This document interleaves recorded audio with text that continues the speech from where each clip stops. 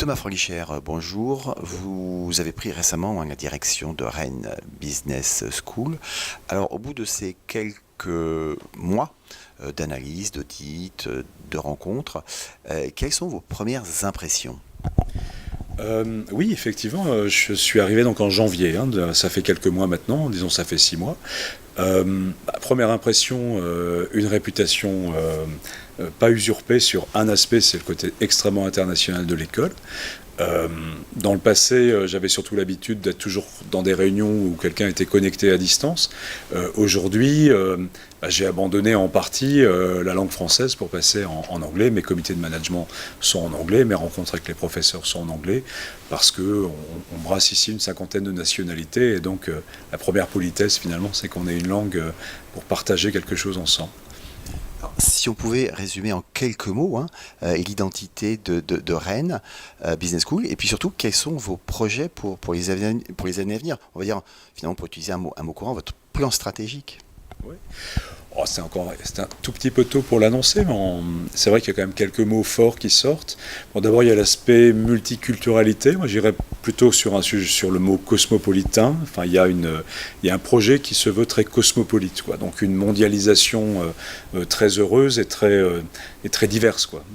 Ça, c'est un premier élément.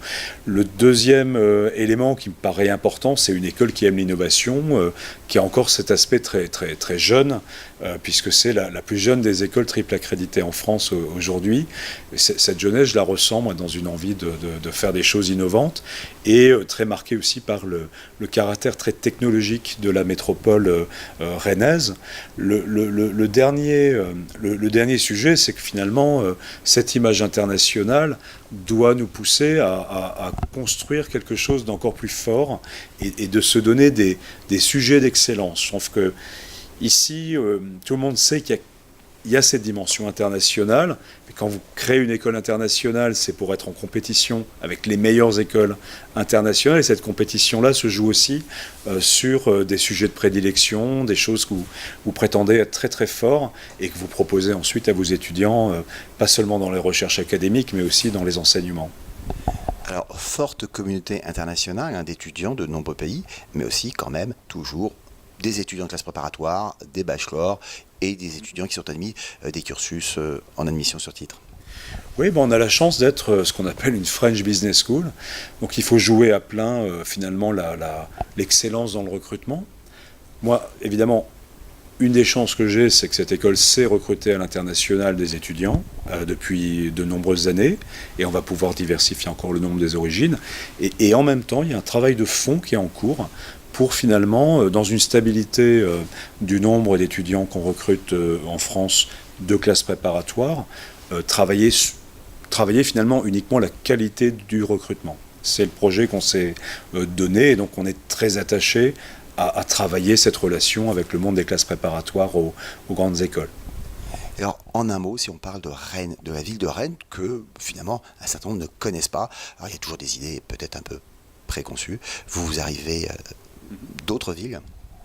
J'ai eu la chance, oui, j'ai pas mal tourné. Alors j'appréhende pour la première fois la façade nord-ouest du pays. Bon, moi je connaissais un petit peu. Pour moi, Rennes, c'est premièrement une métropole en plein développement actuellement, 1h25 de Paris en TGV, une ville très très culturelle, et qui est surtout marquée par pratiquement ces 70 000 étudiants. Donc c'est la 8e capitale française dans le domaine de l'enseignement supérieur et de la recherche. C'est plusieurs pôles de compétitivité majeurs dans tout ce qui touche à l'agribusiness, dans tout ce qui touche au réseau, aux images, au numérique. C'est une ville qui doit encore probablement se faire mieux connaître, mais c'est vraiment la ville en ce moment, je crois, de ce que je peux lire depuis quelques mois, qui est la ville où il fait bon vivre, c'est la ville où il fait bon travailler.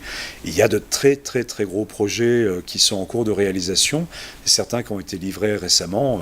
Moi je vous suggère d'aller visiter l'exposition Pinault au couvent des Jacobins. C'est un magnifique endroit qui vient d'être ouvert il n'y a pas très très longtemps.